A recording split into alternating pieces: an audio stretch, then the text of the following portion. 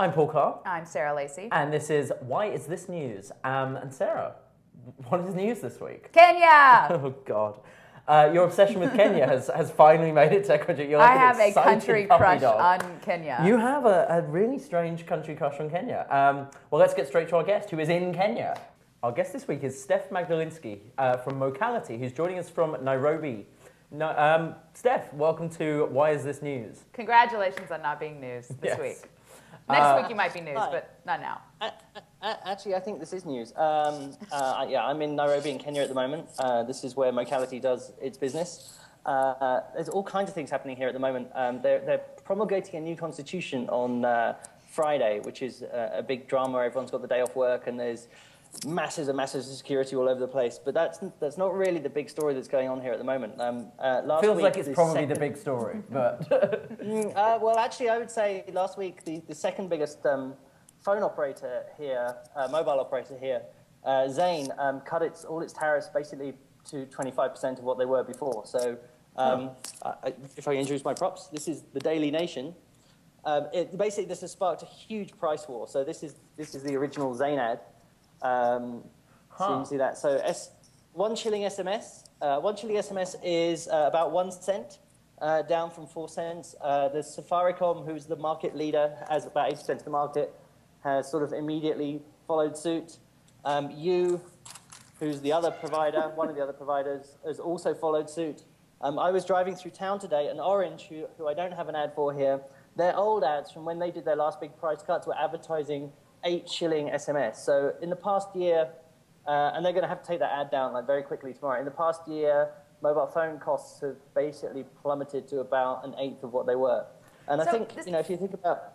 So this plays into your obsession, Sarah, with your general obsession with mobile in emerging markets. Yeah, I mean, this is a huge thing that has been going on in India for, especially over the last year. I mean, mobile costs are down to a fraction of a penny per second. And I mean, again, everyone keeps having to erect new billboards because it keeps getting so intense. Now, what caused that in India was there was a lot of really sophisticated things that the operators did with business models. And that's sort of being followed suit now with people who are stripping out a lot of the things that people on basic phone connections in a village don't need and extending that footprint even further so that, you can now, in the United States, generally carriers want to have an average revenue per user of $50. In India, you can be quite profitable under $3, and people are trying to push that lower. What is it in Kenya? Right, so the pioneer of this in India was Bharti Airtel.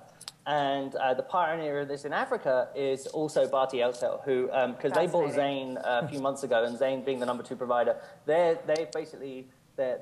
what it looks like to me is that they're importing the Indian model of go broad and go cheap and massively undercut and force Safaricom, the major player, to catch up. So this is interesting for us. Well, I think actually you're going to answer what I'm going to ask anyway. But what are the implications for tech companies like you? You're in the mobile space. We've talked before about M-Pesa, which has been one of the biggest success stories in mobile banking, which is in Kenya. I mean, Kenya is a hotspot, and I'm going to get a lot of hate mail from South Africa, but I think we're seeing a little bit of a redux of what happened with Boston and Silicon Valley. I think Kenya is coming in and stealing a lot of the tech and innovation thunder from South Africa. Look, there's amazing things happening in South Africa, and that's where I actually live, although Mocality, our first city is Nairobi. But I've been in the States and the UK and all these places, that Kenya is in a lot of ways the most advanced mobile phone and tech environment I've come across in the world. Kenya, this is a bit of a cliche now, but in Kenya you can pay for a taxi via text message.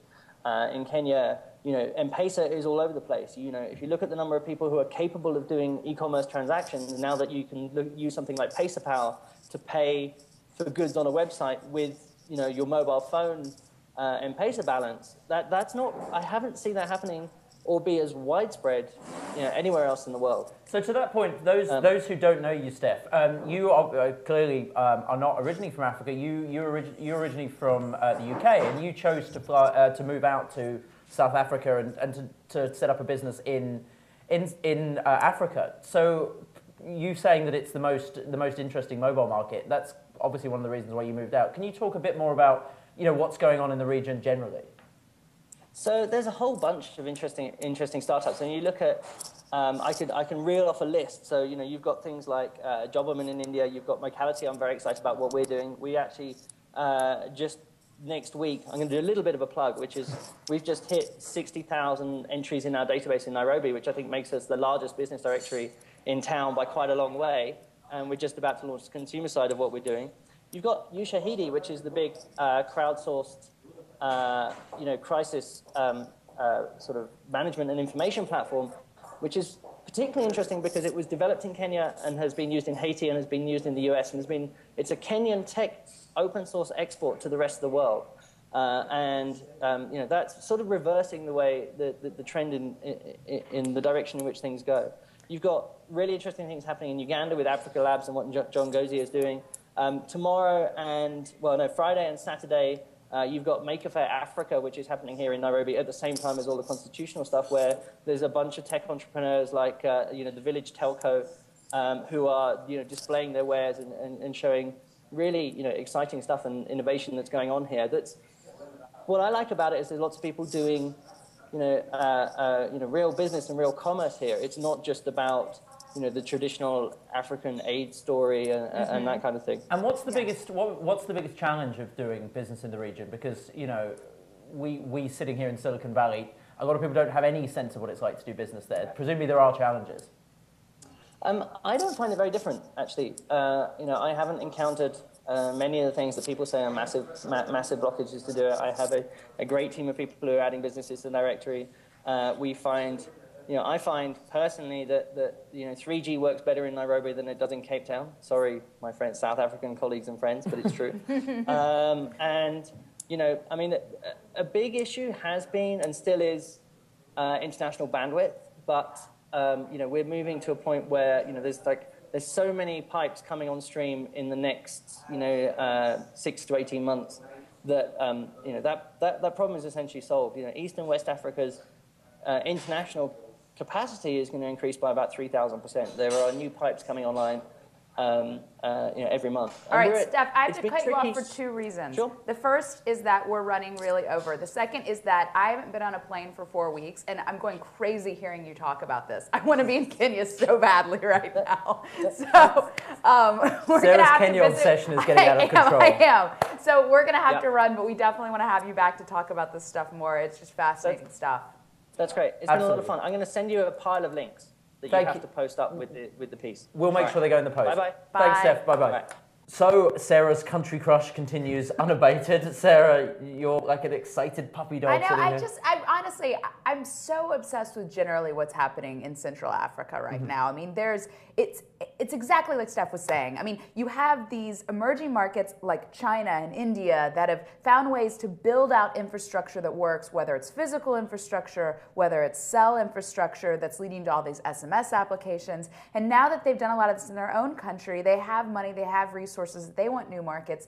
They're turning to Africa and building this all out there. I mean, it's fascinating that it's the same Indian companies who are driving this in Kenya. Well, what's fascinating to me? It's everything that's exciting about emerging markets to me right now. It's no longer a story about the West and the U.S. developing these things and exploring. It's all these countries, these things bubbling up within and then between one another. So what's fascinating to me is the fact that it doesn't involve Silicon Valley at all. I mean, which is lucky because it means it can go on our show. But we sort of seem to still think of Silicon Valley or the US maybe as a hub, and everything has to pass through here. So, and the fact that you've just got an Indian company doing business in Africa, and they don't give a shit what's going on here. They're just building, emerging markets are building with other emerging markets, and whatever Silicon Valley's doing doesn't matter. It's the beauty of building out commerce systems in a country that, the 20th century was pretty brutal to, and that was really held back, and building out those commerce systems today with everything we have on the web, on mobile, 3G, everything else. I mean, when are we going to be able to pay for a cab by text message here, broadly in the country? Soon, I doubt it. When are we going to have high-speed trains connecting San Francisco and LA? I mean, this is what's so exciting about emerging markets. I know people think it's all, poor people in slums and villages, and, there is a lot of poor people in slums and villages, but guess what? They have a lot of better infrastructure than we do. Well, this was interesting. Steph was joining us from his hotel, but he mentioned if we'd have done the interview tomorrow, he's going to be at Tech Hub in Nairobi, which has like a 100 megabit connection and all this other stuff. And even though I know, like intellectually, I know that Africa is, because we've spoken about it before, is developing all this infrastructure. It's so weird still being like, really, Africa, really? Like you have that infrastructure, and it's the fact that well, you said know, this before. There are NASCAR fans and Christians in Africa, so that means they're all idiots. I'm just walking away from that. But I will say, what's interesting is the fact that, and you've said this before, is the fact that all that infrastructure is being built at the same time. Like, there isn't this sort of like, oh, they'll do SMS now and then they'll do this. It's like they're building out this SMS infrastructure, which Europe and the US have had for decades. But at the same time, they have 100 megabit connections. They're doing all this other stuff. It's like everything is happening all at the same time, and the business model is completely disrupted because it's not built on legacy infrastructure. I mean, that's the exciting thing. The fact that you can have a profitable business making $2 or less, or $6 or less. I don't know what the numbers are for Kenya, but certainly in India, it's like $6 or less. Average revenue per user. Yeah. It's 50 in the U.S. Yeah. I mean, think of the possibilities that opens up in terms of applications and business. I think it's really exciting. And it's exciting because everyone's looked at South Africa for so long. And I was being sort of tongue-in-cheek earlier. There is a lot of cool stuff in South Africa tech-wise. But everyone's been looking at South Africa to emerge as this great big hub. And, Central Africa is kind of coming in and running away with it. You see, now I want to go to Kenya too. Let's go to Kenya. Let's do next week's show go to Kenya. Yeah, TechCrunch Disrupt will now be. We've decided it's exclusive. You've heard it here first. Too bad we have no power at TechCrunch. That's true. No one listens to us. So next week you can come back and not listen to us. We'll be in another country or part of the United States, and Paul will insult more people. I look forward to it. Join us next week.